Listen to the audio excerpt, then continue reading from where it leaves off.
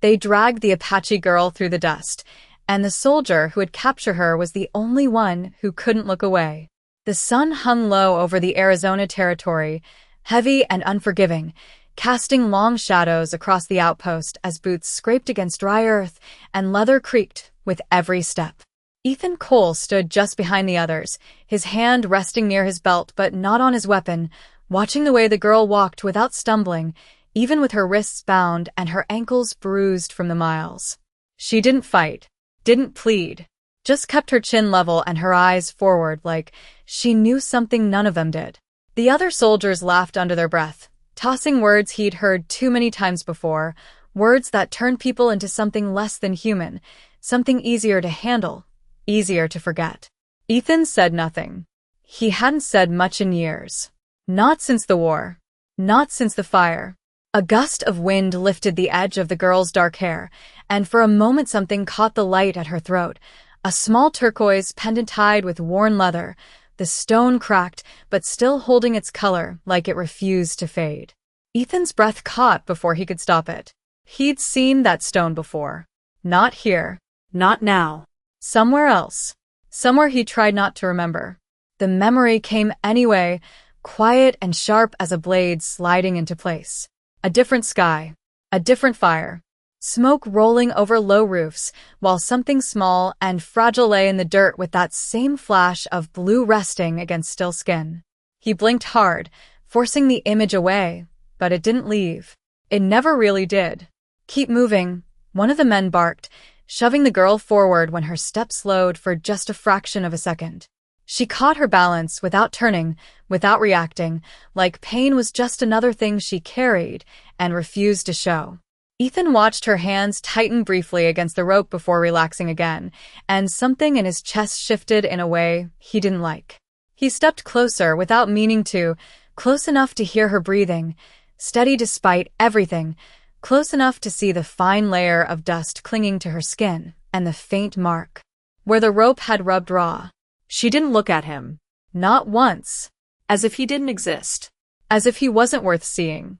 They reached the holding post just beyond the main barracks, a crude structure of rough timber and iron rings hammered into wood that had seen too many prisoners and too many stories that never got told. The men tied her there without ceremony, looping the rope tight and stepping back with satisfied nods like they'd done something worth remembering. One of them muttered about sending word by morning, about moving her at first light, about what she might know and who might come looking. Ethan barely heard it. His eyes stayed on the pendant.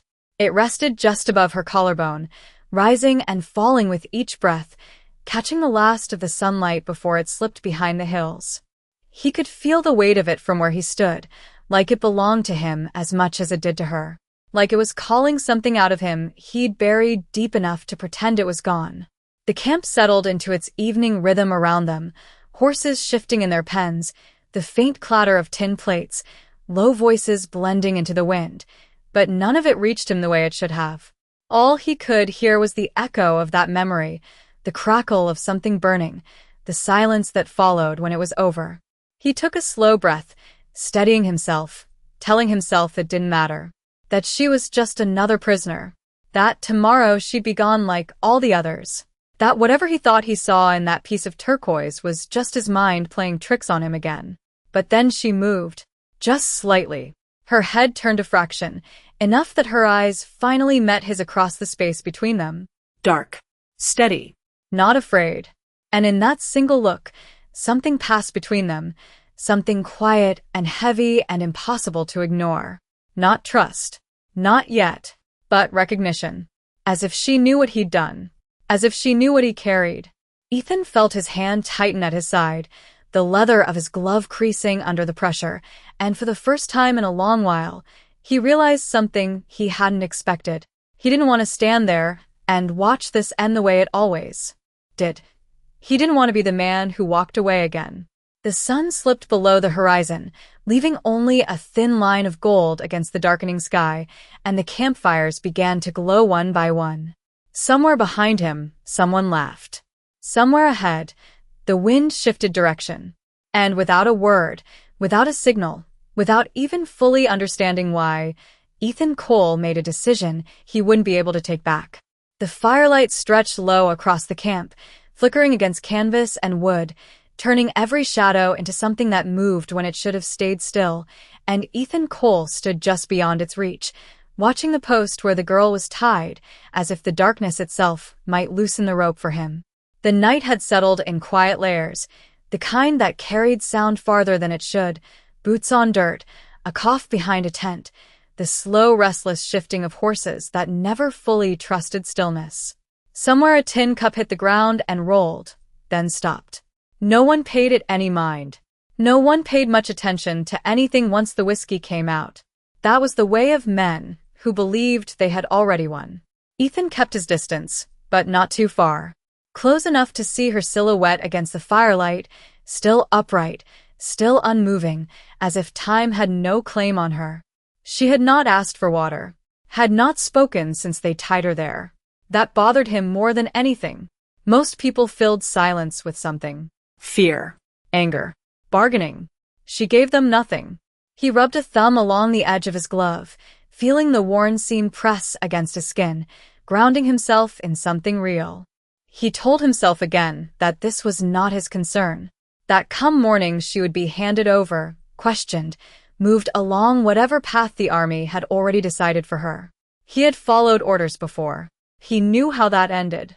The memory pressed in again, softer this time but no less sharp, like wind pushing through cracks in a door that would not quite close. He shifted his weight and finally stepped forward, slow, deliberate, each footfall measured so it would not draw eyes. The closer he got, the more details came into view. The dust along her shoulders. The faint tremor in her hands that she kept controlled by sheer will. The pendant resting steady at her throat, catching firelight now instead of sun, glowing deep blue against the dark. He stopped a few feet away. She did not look up. For a moment, neither of them moved. The world narrowed to the space between them, filled with things unsaid. He reached for his canteen, unscrewed the cap, and held it out without speaking. The metal glinted faintly in the light. She glanced at it, then at him, her eyes unreadable, measuring. Not fear. Not gratitude. Something quieter. She did not take it. Seconds passed. The camp noise carried on behind them, distant now, like it belonged to another place entirely. Ethan lowered the canteen slightly, but did not pull it back. "Water," he said, his voice low, steady, as if the word itself might carry more weight than the act. She studied him another moment, then shifted her bound hands just enough to make it possible. He stepped closer, careful, slow, and tilted the canteen so she could drink without touching him. The water caught the light as it moved, a thin silver line in the dark. She drank once, twice, then pulled back on her own. He closed the cap and stepped away again, giving her space without being told. The distance between them returned, but it was not the same as before. Something had changed, subtle as the wind turning direction. He let his gaze drop, just for a second, to the pendant. Up close, he could see the crack running through the stone. Not a break, but a line that told a story of pressure and time. He had seen that kind of mark before. He swallowed, the memory rising again whether he wanted it or not. "Where did you get that?" The question slipped out before he could stop it. Her eyes sharpened instantly. She followed his gaze, then looked back at him, her expression closing off like a door. "It was given," she said, her voice quiet but firm, each word placed carefully, as if it mattered how it was heard. Her English carried a rhythm that was not his, but it was clear. He nodded once, though the answer did not settle anything inside him. "By who?" he asked, softer now. She held his gaze unflinching. "Someone who did not stay." The words landed heavier than they should have for something spoken, so simply. Ethan felt it in his chest, a weight shifting into place. He did not ask more. He did not need to. The night stretched on around them, the fire burning lower, voices fading one by one as men drifted toward sleep or silence. A cloud passed over the moon, dimming the light just enough to change the shape of everything. Ethan glanced toward the far edge of camp where the sentry walked his slow line, boots tracing the same path over and over again, predictable as breathing. He had memorized that path hours ago, without realizing it. He looked back at the rope around her wrists, the knot pulled tight, the fibers worn but strong. He could see exactly where to cut it. The thought did not come as a question anymore. It came as something already decided, waiting only for the moment to act. He exhaled slowly, steadying himself, feeling the weight of years settle and then shift, like something long buried finally choosing to rise. When he looked at her again, she was already watching him, as if she knew. As if she had been waiting for this moment long before he ever stepped closer. Neither of them spoke. They did not need to. The wind moved through the camp, carrying dust and the faint scent of smoke, and somewhere in the distance, a coyote called out into the night. Ethan Cole reached for the knife at his belt, not fast, not hidden, just certain. And this time, he did not hesitate. The blade slid free with a soft sound that barely rose above the whisper of wind, and Ethan Cole held it low at his side for a moment, feeling the weight of the choice settle fully into his bones before he took another step forward.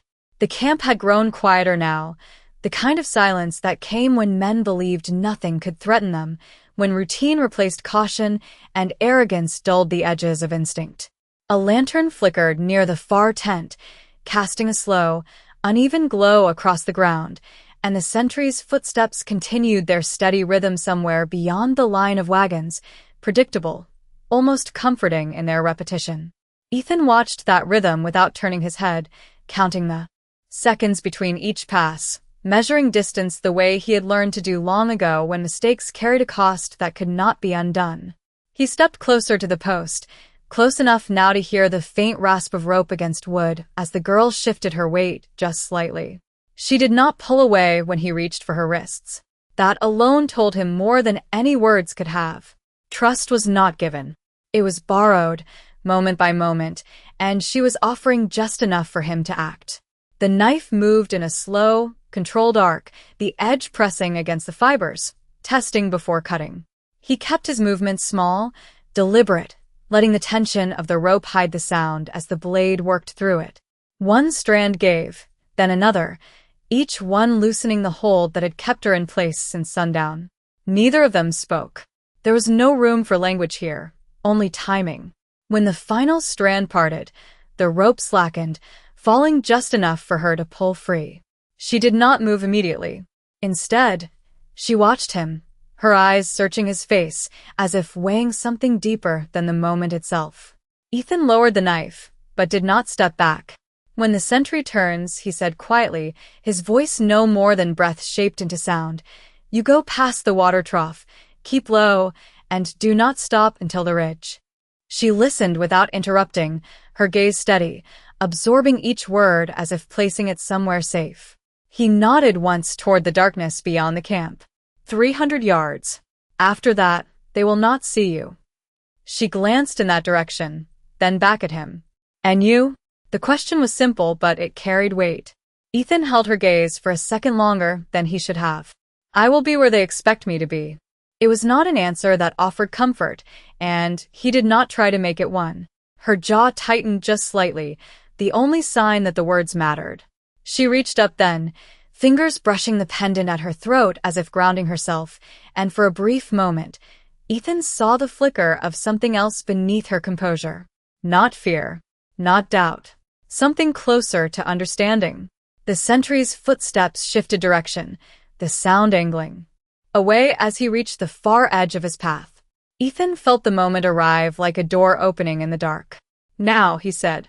She moved without hesitation, slipping past him with a speed that spoke of instinct and training, her steps light against the packed dirt, her form blending into shadow before the eye could fully track her. He watched her cross the open space, each second stretching longer than it should, each movement measured against the rhythm of the sentry's return. She reached the trough, dropped low, then vanished beyond the line of wagons like she had never been there at all. The space she left behind felt larger than it should have. Ethan exhaled slowly, the breath leaving him in a controlled release, and turned back toward the center of camp. The knife slid back into its sheath with the same quiet certainty it had left it with. He stepped into the firelight, letting it fall across his face, his posture settling into something familiar, something expected.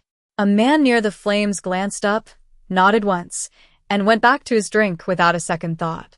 Nothing had changed, not on the surface. The rope still hung from the post, loose now, swaying slightly in the night air. It would be noticed. It would raise questions. Ethan walked past it without slowing, his boots pressing into the same ground he had crossed 100 times before, his path leading him toward the barracks, where his bed waited untouched. Behind him, the wind shifted again, carrying the faintest trace of movement from beyond the ridge, something too distant to be followed, too quiet to be called back. He did not turn to look. He did not need to. Some choices did not ask for witnesses. They asked for resolve.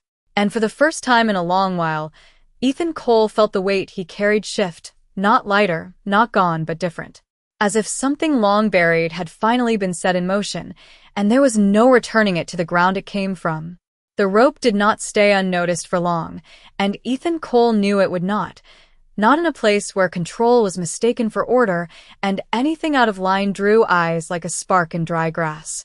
It started small, a pause in conversation, a man stepping closer to the post with a frown that deepened as his hand brushed the loosened fibers, and then the shift came, quiet but certain, like a storm gathering beyond the horizon.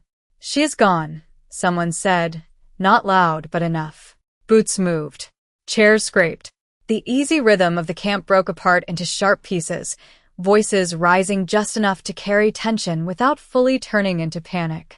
Ethan remained where he was, seated near the fire with his back straight and his expression unchanged, one hand resting loosely against his knee as if nothing in the world had altered. He did not rush. He did not look. He let the moment build around him the way a man lets wind pass over open ground, knowing it would reveal more in time than force ever could. A lantern was lifted, its light swinging in uneven arcs as men moved toward the post, examining the rope, the ground, the faint disturbance in dust that told a story to anyone willing to see it. Questions followed, quick and sharp, each one searching for a place to land. Ethan listened without appearing to, his gaze fixed on the fire as it burned low, embers shifting with soft cracks that sounded louder than they should have in the growing silence. "Tracks head east," another voice called, and that was enough to turn attention outward, away from the center, away from the quiet spaces where suspicion might have settled. East meant distance. East meant time lost. East meant the illusion that whatever had happened could still be undone, if they moved fast enough. Orders were given then, clipped and immediate, men gathering rifles, tightening straps, stepping into motion with the kind of urgency that came from pride more than necessity.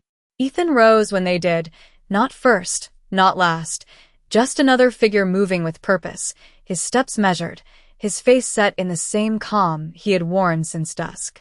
He walked past the post once, letting his eyes pass over the rope without lingering, and continued toward the line of horses where shadows stretched long against the ground. The air had cooled, carrying the scent of dust and distant brush, and somewhere beyond the ridge, the world remained quiet in a way the camp no longer was. A man stepped into his path, younger, restless, eyes searching for answers he did not yet have the words to ask. "You see anything?" the man said, his voice edged with something between doubt and expectation. Ethan met his gaze, steady, unhurried. "Just wind," he replied. It was not a lie. Not entirely. The man hesitated, then nodded, as if the answer satisfied something simple inside him, and moved on without pressing further. That was the way of it here. Most men did not look beyond what they were given. Most did not want to. Ethan reached his horse, resting a hand briefly along the animal's neck, feeling the warmth beneath his palm, the steady rise and fall of breath that had nothing to do with orders or questions. He did not mount. Not yet. Instead, he turned slightly, letting his eyes move toward the eastern line where the riders would soon disappear into darkness, chasing something they believed was still within reach. He could picture it clearly. The ridge. The drop beyond. The place where tracks faded into stone and memory lost its hold. If she had moved the way he thought she would, if she had trusted the path just enough, then by now she would already be beyond them in ways they could not measure. The thought settled in him with a quiet certainty. Behind him, the camp continued to stir, men calling out distances, arguing over direction, each voice adding to the noise that filled the space where silence had once lived. Ethan finally mounted, swinging into the saddle with practiced ease, but instead of turning toward the riders gathering at the edge, he held his position, reins loose in his hand. A sergeant called out, motioning for him to join, the command clear even without words. Ethan inclined his head once, acknowledging, but did not move immediately. He let the seconds stretch, just long enough to matter, just short enough to avoid notice. Then he guided the horse forward at a measured pace, not toward the east, but along the outer edge of camp, where shadows still held and movement drew less attention. The night wrapped around him as he moved, the firelight fading behind, replaced by the pale wash of moonlight that flattened the land into shapes and outlines rather than detail. He rode slow, deliberate, each step placed with intention, listening not to the noise of the camp but to the absence of it beyond. Somewhere out there, beyond sight, beyond reach, a different path was being taken, one that did not circle back, one that did not answer to the same rules. Ethan kept riding, not chasing, not fleeing, just moving through the space between what had been and what would come next, knowing that by morning, the distance would be more than miles. It would be something no order could close, something no man could undo once it had begun.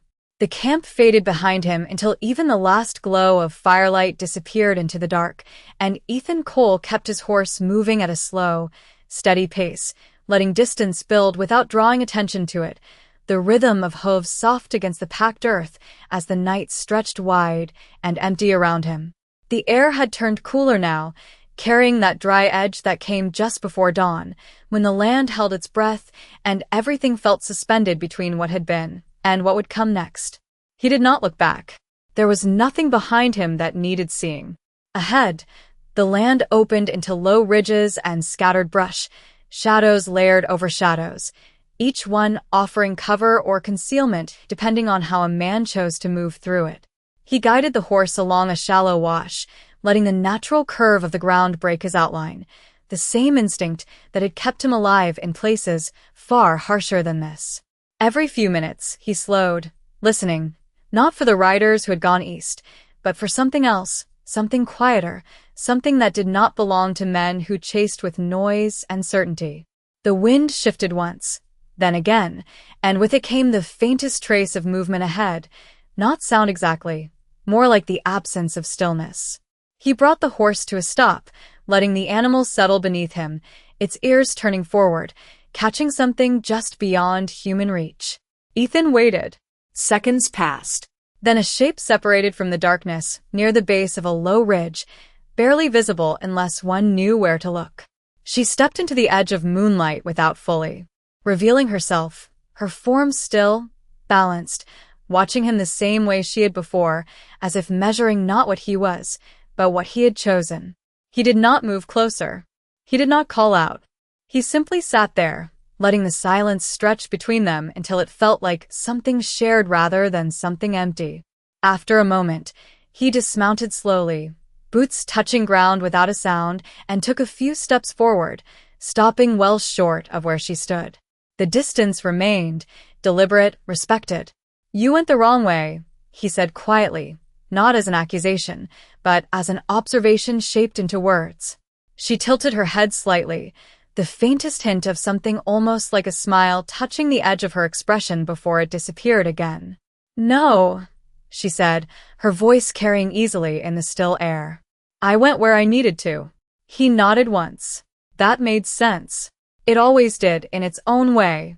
His gaze dropped briefly to the pendant at her throat, the turquoise catching what little light remained, and for a moment, the memory returned again, not as sharp as before, but deeper, settled into something he could no longer push aside. "I saw one like it," he said, his voice lower now, more to himself than to her. "A long time ago." She did not answer right away. Instead, she stepped a fraction closer, just enough to shift the space between them without closing it completely. "Then you know what it means," she said. He looked up at her, meeting her eyes fully this time, and for the first time since the night began, he did not look away. I know what it cost, he replied. The words hung there, heavier than the air around them, carrying more than either of them needed explained. She studied him for a long moment, something changing behind her gaze, something quieter, less guarded, though not yet open. The wind moved again, brushing past them, lifting a strand of her hair, carrying dust across the ground in soft, shifting lines that erased what had been there before. Ethan reached into his coat then, slow enough not to startle, and pulled out something small, something he had carried without thinking until now. A thin strip of worn cloth, faded with time, edges. Frayed from years of being folded and unfolded too many times. He held it out, not stepping closer, just offering it into the space between them. It belonged to someone, he said. I did not know what to do with it. She looked at the cloth, then back at him, and for a moment, the distance between past and present seemed to narrow into something almost tangible. She stepped forward then, just one step, and took it from his hand, her fingers brushing his for the briefest second before pulling back. No reaction. No hesitation. Just acknowledgement. She folded it once, careful, deliberate, then tucked it beside the pendant at her throat, as if placing it where it had always belonged. When she looked up again, her expression had shifted in a way he could not fully name. Not forgiveness. Not yet. But something that made the silence between them feel less like a wall and more like a path. She turned then, stepping back into the darkness, her form blending once more into the land that had shaped her, that would carry her far beyond anything he could follow. Ethan remained where he was, watching until even the outline of her was gone, until the night closed in and left nothing behind but the faint trace of where she had stood. He did not call after her. He did not move to follow. Some distances were meant to remain. He stood there a moment longer, then turned back toward his horse, the horizon beginning to pale with the first hint of morning, knowing that when the sun rose, everything would look the same as it always had. But nothing would be the same again. Morning came slow across the land, a thin line of pale gold stretching over the horizon as Ethan Cole rode back toward the outpost, his pace unhurried, his posture unchanged, as if the night had passed like any other and nothing of consequence had taken place. The air carried that early chill that settled into bone before the sun had a chance to warm it away, and the ground beneath his horse felt firmer, quieter, like the world itself had decided to hold its voice until the day fully arrived. From a distance, the camp looked the same, tents standing in their usual rows, smoke beginning to rise in faint threads from rekindled fires, men moving about with the stiff rhythm of those who had slept poorly and risen too early. But as he drew closer, the difference revealed itself in small ways. Voices were tighter, movement sharper. The absence of something sat heavy in the space between them. He rode through the outer edge without being stopped, though more than one pair of eyes followed him longer than usual, measuring, questioning without words. A group of riders had already returned, their horses lathered from hard miles, their expressions carrying the quiet frustration of men who had chased something they could not catch. Dust clung to their coats, to their boots, to the lines of their faces, but what stood out most was the lack of certainty. They had not found her. That much was clear. Ethan dismounted near the same post where the rope still hung, now fully loosened, its fibers frayed where the blade had passed through clean and deliberate. Someone had tied it back in place, as if restoring order might erase what had already been done. He reached out and touched the wood briefly, feeling the rough grain beneath his fingers, then let his hand fall away. Cole. The voice came from behind him, firm, controlled. He turned to find the commanding officer standing a few steps away, coat buttoned tight despite the warming air, eyes fixed with a kind of focus that did not miss much. You were on watch last night. It was not a question. Ethan met his gaze without hesitation. Yes, sir. The man studied him for a moment longer, then glanced toward the rope, then back again. And you saw nothing out of place. Again, not a question. Ethan held the silence just long enough to matter, then answered. Nothing that did not belong to the night. The words settled between them, neither confirming nor denying, just existing as they were. The officer's jaw tightened slightly, but he did not press further. Not yet. Instead, He nodded once, slow, as if placing the answer somewhere he would return to later. "We ride again at noon," he said. "This time, we do not come back empty." Ethan inclined his head. "Understood." The man lingered another second, then turned away, calling out orders to those nearby, his voice carrying across the camp with renewed purpose. Ethan remained where he was, watching the movement build around him, the preparation, the gathering of supplies, the tightening of straps, all of it driven by something that felt less like duty and more like determination refusing to admit defeat. He moved then, stepping away from the post and toward the water trough, the same path she had taken only hours before, though now the ground showed nothing of it. The wind had done its work. It always did. He crouched briefly, letting his fingers brush the surface of the dirt, smooth, undisturbed, as if no one had ever passed through it all. When he stood again, the sun had risen just enough to cast light across the ridge in the distance, turning its edge into a line of quiet fire against the sky. Somewhere beyond that line, beyond sight, beyond reach, a different story continued, one that would not circle back to this place, one that would not answer to the same voices now filling the air behind him. Ethan turned from the ridge and walked back toward the center of camp, his step steady, his expression unchanged, but inside, something had settled into place with a certainty he could not ignore. The past did not disappear. It waited. And sometimes, if a man chose differently, it allowed him one moment to answer it in a way that did not add to its weight. As the camp prepared to ride once more, Ethan Cole understood that whatever came next would not be about finding her. It would be about what he chose to do, when the trail they followed led them somewhere they did not expect.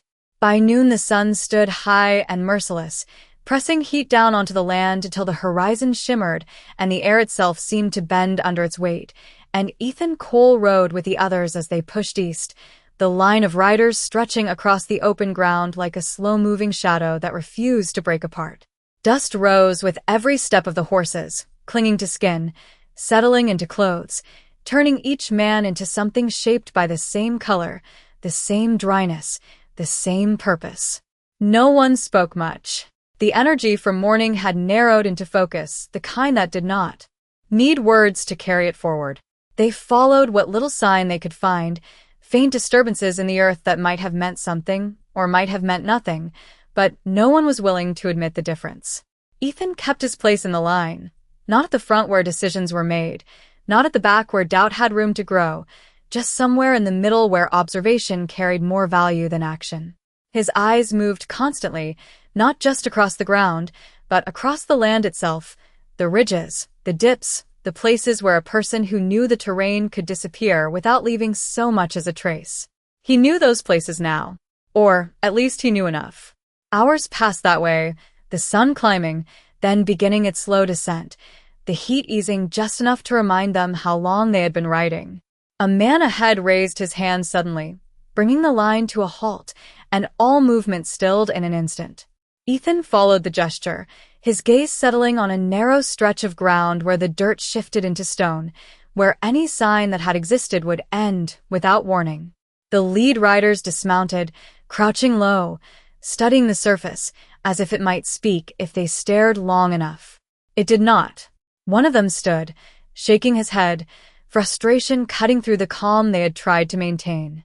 "She cannot just vanish," someone muttered, the words carrying farther than intended. But that was exactly what had happened. Ethan slid from his saddle, boots hitting the ground with a quiet firmness, and stepped forward just enough to see what they saw. The trail ended. Not faded. Not broken. Ended. The kind of end that only came from knowledge, from intention, from someone who understood how to move through the land without leaving themselves behind. He crouched briefly, letting his fingers brush the stone, feeling its warmth from the sun, its smoothness untouched by recent passage. There was nothing to follow. Not here. Not forward. Not back. The wind moved lightly across the ridge, carrying no scent, no sound, no hint of direction. Just absence. He stood again, slow, controlled, and looked out across the distance where the land stretched wide and open, where anyone watching from the right place could see them long before they ever got close. The commanding officer stepped beside him, eyes narrowing as he took in the same empty space. "She had help," the man said, not looking at Ethan, but not needing to. It was a conclusion, not a question. Ethan let the silence sit for a moment before answering. "Or she knew the land better than we do." The officer's jaw tightened slightly, the idea not sitting well, not because it was wrong, but because it shifted the balance in a way he could not control. Around them, the men began to stir again, restless, uncertain, the certainty that had driven them now replaced with something less solid. Orders were given, directions debated, but none of it carried the same weight as before. The trail was gone, and with it, the illusion that they were closing in. Ethan stepped back toward his horse, his movements calm, deliberate, as if nothing unexpected had occurred, but inside, the quiet certainty remained. She had not just escaped. She had chosen her path, and that path had led somewhere beyond their reach long before they ever set out to follow it. He mounted again, turning his gaze once more toward the horizon, where the light had begun to soften, where shadows stretched long across the land, and for a brief moment, he thought he saw something there, not a figure, not a movement, just a presence that did not belong to them. Then it was gone, or maybe it had never been there at all. The officer called for them to regroup, to circle outward, to search wider ground, but the energy had changed. The line broke apart into smaller pieces, each one moving without the same certainty, each man chasing something that no longer left a trail. Ethan guided his horse into motion once more, not following, not leading, just moving with the others while knowing something they did not. Some paths were not meant to be found again, and some choices, once made, did not leave a way back. The riders spread out across the broken land as the sun dipped lower, their formation no longer a single line but scattered pieces searching without certainty, and Ethan Cole let his horse drift toward the outer edge, where the ground rose slightly into uneven ridges that overlooked the valley below. The air had cooled just enough to carry sound again, distant hooves, faint calls, the restless movement of men who no longer trusted the direction they had been given. He did not call out. He did not signal. He simply rode, slow and steady, his eyes scanning not for tracks, but for patterns, for the kind of quiet that meant something was being held back rather than lost. The land out here was different. It did not give itself easily. It asked to be read, not chased. He reached a narrow rise and paused, letting his horse settle as he looked down across a stretch of open ground broken by scattered rock and dry brush, the kind of place that seemed empty until it was not. The light angled across it now, long shadows stretching like fingers, shifting with the wind, creating shapes that could be mistaken for movement if a man wanted them to be. Ethan did not mistake them. He waited. Time passed without measure. Then, just at the edge of sight, something changed. Not movement. Not exactly. More like presence. A stillness within stillness, held too perfectly to belong to chance. He leaned forward slightly in the saddle, narrowing his gaze, and there, between two low outcroppings, he saw it. A figure. Standing. Not hidden. Not fleeing. Watching. She had chosen to be seen. That alone told him everything. Ethan did not move closer. He did not raise a hand or call her name. He knew better. Distance was not just space out here. It was respect. It was language. Behind him, the faint echo of riders shifted direction, voices carrying uncertainty as they regrouped somewhere beyond the ridge, still searching for something that was no longer there. Ethan remained still, his horse quiet beneath him, as the figure across the valley took one slow step forward into clearer light. Nayeli. The pendant at her throat caught the last edge of the sun, a small flash of blue that reached him even across the distance, even through the dust and shadow. She stood there, steady, unafraid, her presence anchored to the land in a way he could never be. For a long moment, neither of them moved. No signal passed. No word crossed the space between them, but something settled there, something final, something understood without needing to be spoken.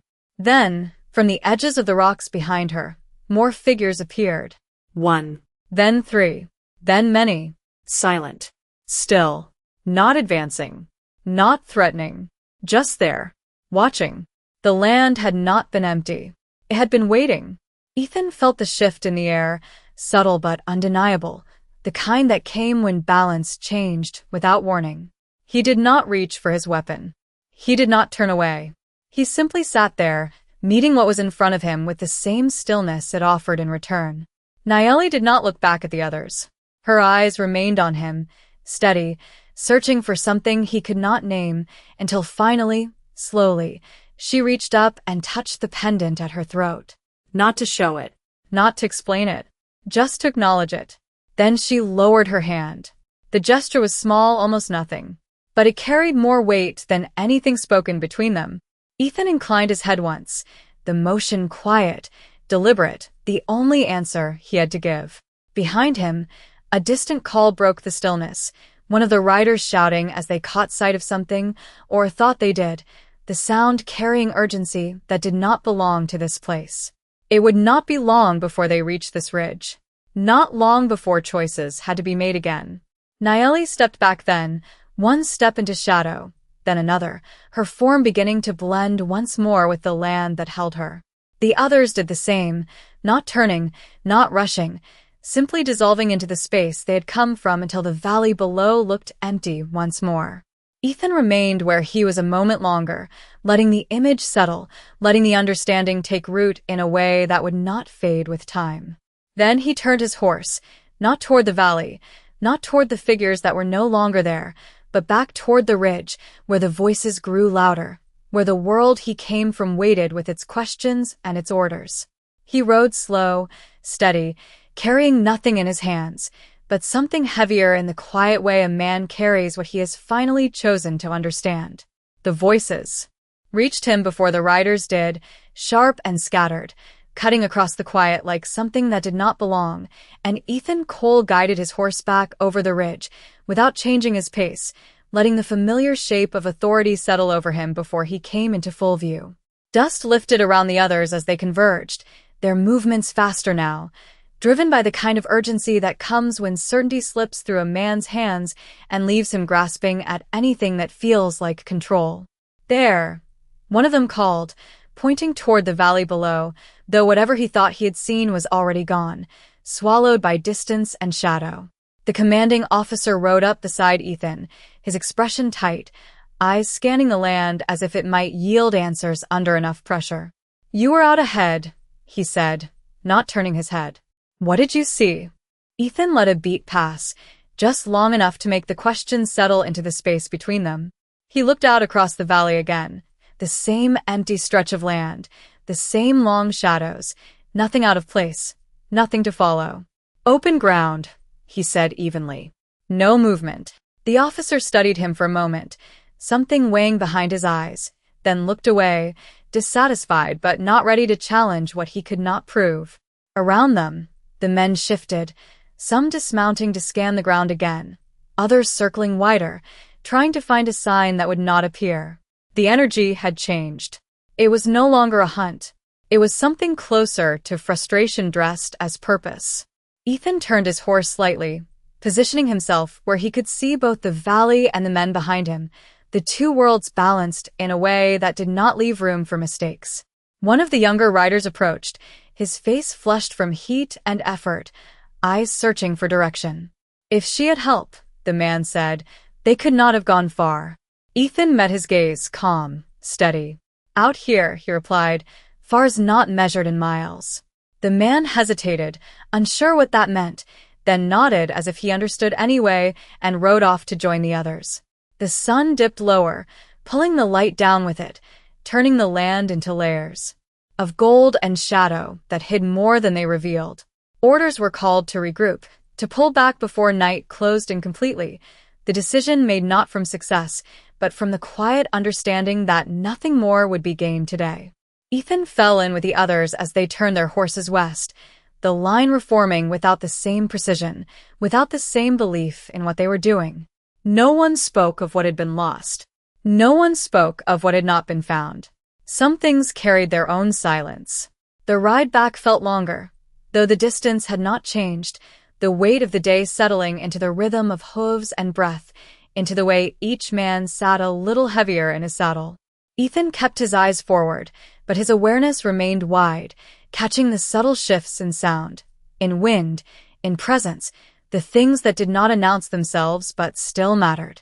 At one point, as the last light stretched thin across the horizon, he glanced back over his shoulder, just once, not enough to draw notice, and for a brief second, he thought he saw it again, not a figure, not a movement, just the sense of something watching from beyond the reach of their world. Then it was gone, or perhaps it had never been there. By the time they reached the outpost, night had settled in fully. The fires already lit, the camp waiting as it always did, unchanged in its shape, unchanged in its expectation that everything would return to order. Ethan dismounted in silence, leading his horse toward the trough, the same place where the night before had shifted something that could not be undone. Men moved around him, talking now in lower tones, piecing together explanations that did not quite fit, assigning reasons to something they could not fully understand. Ethan said nothing. He did not need to. He had seen what they had not. And more importantly, he had chosen something they could not. As he tied off the reins and stepped back, the wind moved through the camp once more, carrying dust, carrying smoke, carrying the faintest trace of something beyond it all, something that did not belong to this place and never would.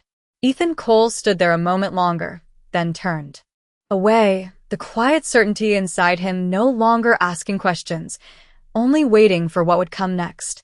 The night settled heavier over the outpost than it had the evening before, as if the land itself remembered something the men refused to name, and Ethan Cole sat near the edge of the firelight with his hat pulled low, watching the flames move in slow, uneven patterns that never quite repeated themselves.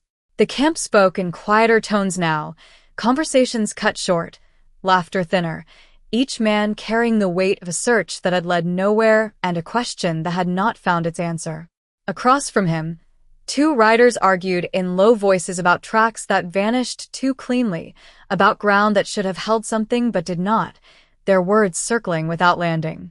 Ethan listened without looking up, letting their uncertainty pass through him without taking hold.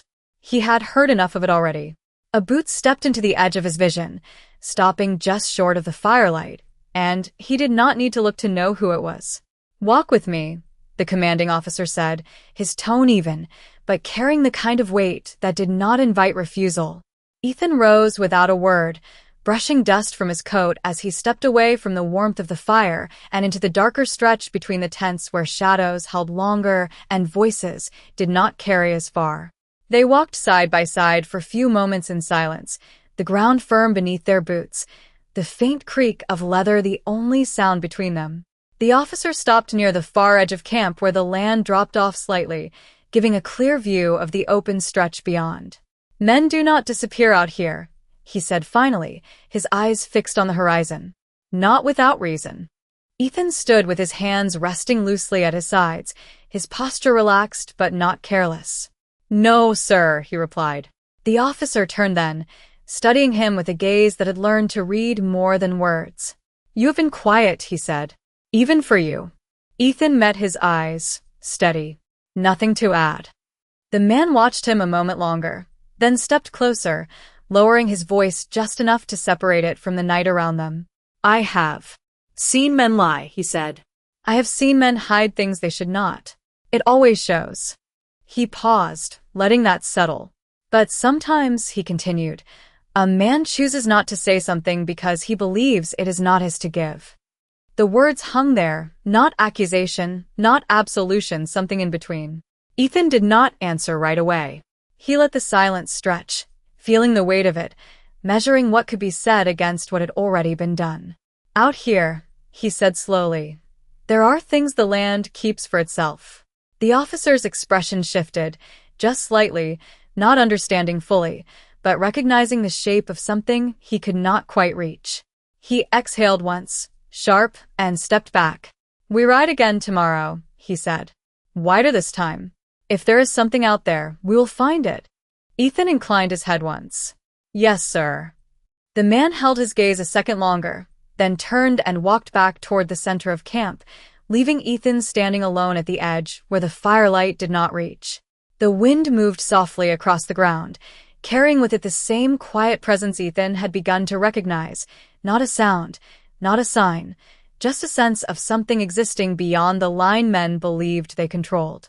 He remained there for a while, looking out across the darkened land where the ridge lay hidden in shadow, where distance erased detail and turned memory into something harder to hold. He did not expect to see anything. He did not need to. What mattered had already happened. After a time, he turned back toward the camp, toward the fire, toward the men who would rise again at first light and ride out with the same purpose, the same certainty that something could still be claimed if they pushed far enough. Ethan stepped back into the glow without hesitation, his face settling once more into the calm they expected, his movements blending with theirs as if nothing had shifted at all. But beneath that stillness, something remained, quiet and unshaken, a choice made and carried forward without need for witness or approval. And as the fire burned lower and the voices faded into the night, Ethan Cole understood that whatever came with the morning would not change that. Some lines, once crossed, did not lead back. They led only forward, into whatever waited beyond them. The dawn broke colder than the morning before, the kind of cold that did not belong to the air but to something deeper, something that settled into the spaces between men who no longer trusted what they could not see, and Ethan Cole was already awake when the first light touched the ridge, standing near the outer edge of camp where the ground dipped toward the open land beyond. He had not slept much. Not from worry, not from doubt, just from the quiet awareness that something had already shifted beyond the reach of rest. Behind him, the camp stirred to life again, slower this time, voices low, movements deliberate, as if each man carried a question he was not ready to ask out loud. Orders came soon after, sharper than necessary, pushing the men into motion before they had time to think too much about what they were doing. Horses were saddled, gear tightened, rifles checked with the same repetition that made routine feel like certainty. Ethan moved with them, no different on the surface, his hands steady, his posture unchanged, but his eyes remained distant, fixed somewhere beyond the immediate task, beyond the camp itself. When they rode out again, they did not take the same path. The commanding officer split them into smaller groups, spreading them wider across the land, covering more ground, chasing the idea that distance had been their only mistake. Ethan was placed with a group of 5, men who spoke little and watched more, the kind who followed direction without asking what lay behind it. They rode north this time, cutting across rougher terrain, the ground rising and falling in uneven stretches that made tracking harder and movement slower. The sun climbed steadily, but the heat did not press as heavily as the day before, the wind carrying a sharper edge that kept the air in motion, that erased signs almost as soon as they formed. Hours passed without anything to mark them. No tracks. No broken brush. No sign of passage. Just land, open and unyielding, stretching in every direction with the same quiet indifference. One of the men finally spoke, his voice cutting through the stillness, more out of habit than necessity. "Feels like we are chasing a ghost." No one answered him. Not because they disagreed, but because the words did not need confirmation. Ethan kept his gaze forward, but something in the distance caught his attention. Not movement, not shape, just a change in the way the land held the light.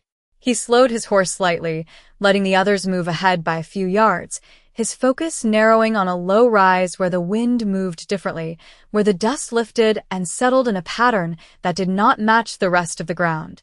He guided his horse toward it without announcing his intention, his path subtle enough not to draw notice, his pace steady enough not to raise suspicion. When he reached the rise, he dismounted, boots pressing into the dirt with quiet certainty, and crouched near the edge, where the ground shifted just enough to hold something for a moment before losing it again. There, barely visible, was the faintest impression, not a track, not a mark, something between the two, like a memory left behind rather than a step. It faced away from the direction they were riding, away from everything they believed they were following. Ethan studied it for a long second, then another, letting the realization settle without showing it. She had not just escaped. She had redirected them. The understanding came with a quiet clarity that did not need to be spoken.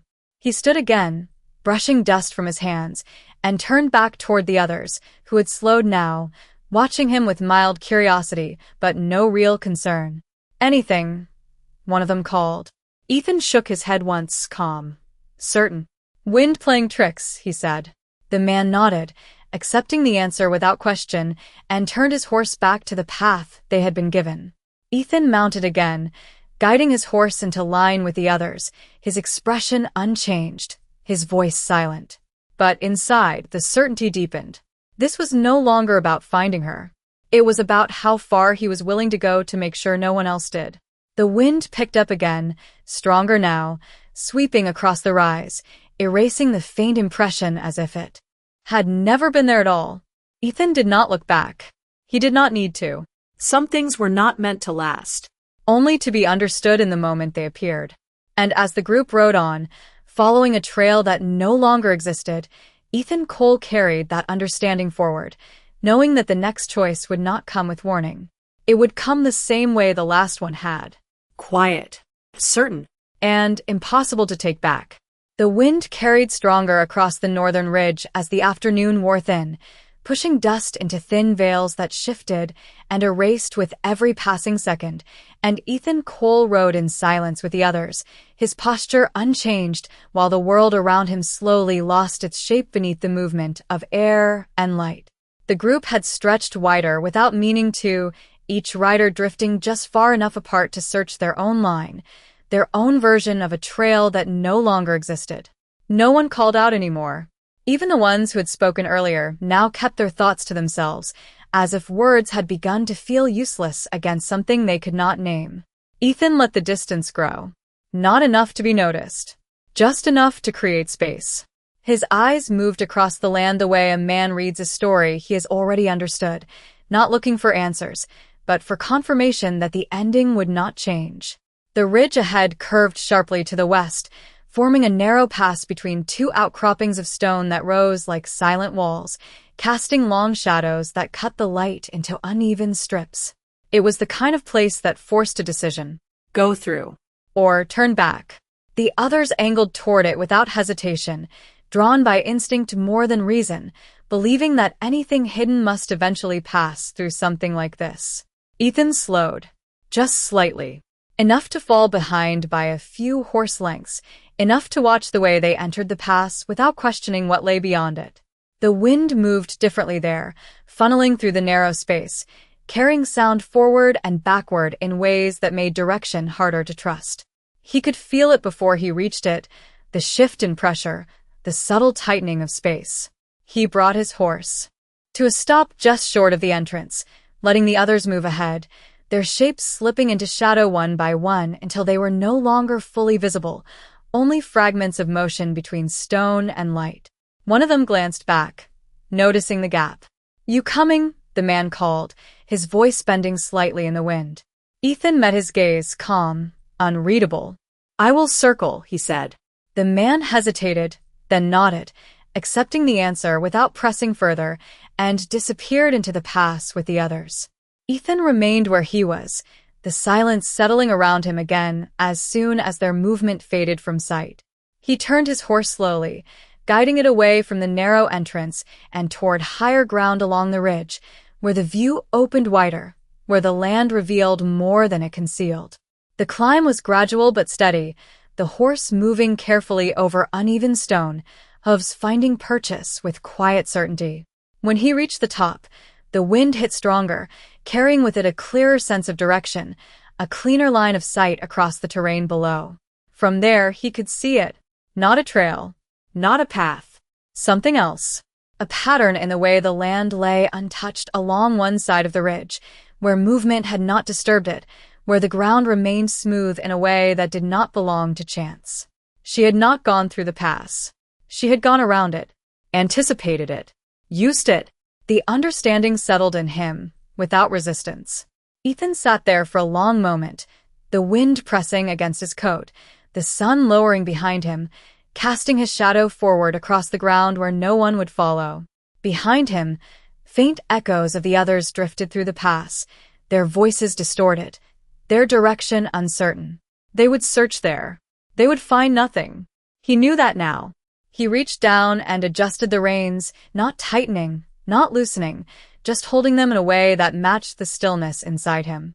Then he turned his horse once more, not toward the pass, not toward the voices, but along the ridge that followed the same line she had taken, though he did not ride to catch up. He rode to understand. The land stretched wide ahead, open, and quiet, the kind of space where a person could disappear not by hiding, but by belonging. Ethan moved through it slowly, deliberately, leaving no urgency in his wake, no sign that could be read as pursuit. As the sun dipped lower and the light softened into something less certain, he felt it again, that same presence he had come to recognize, not ahead, not behind, just there, part of the land itself, watching without judgment, without fear. He did not look for her. He did not expect to see her.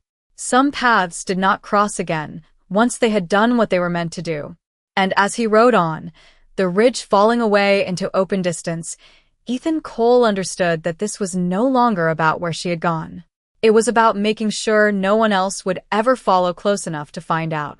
The sun slipped low behind the western hills, stretching the last light across the land in long, quiet bands of gold and shadow, and Ethan Cole slowed his horse to a near stop along the ridge, letting the silence settle around him one final time as the day came to its close.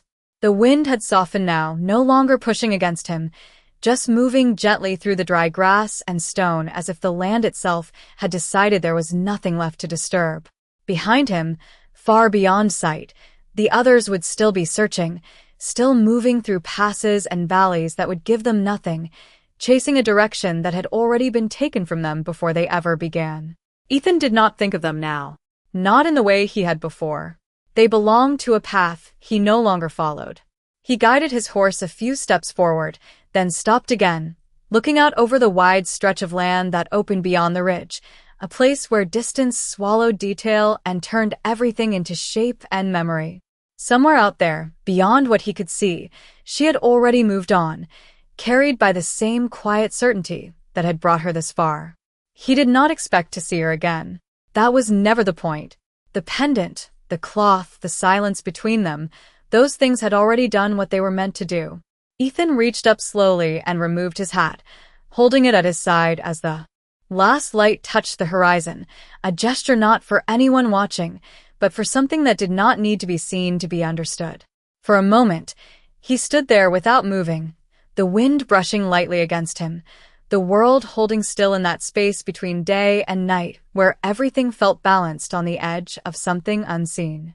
Then, from far below, faint and distant, something shifted. Not sound, not movement. Something quieter. A presence, the same one he had felt before, not close, not far, just there, part of the land in a way that did not ask to be named. Ethan did not look directly toward it.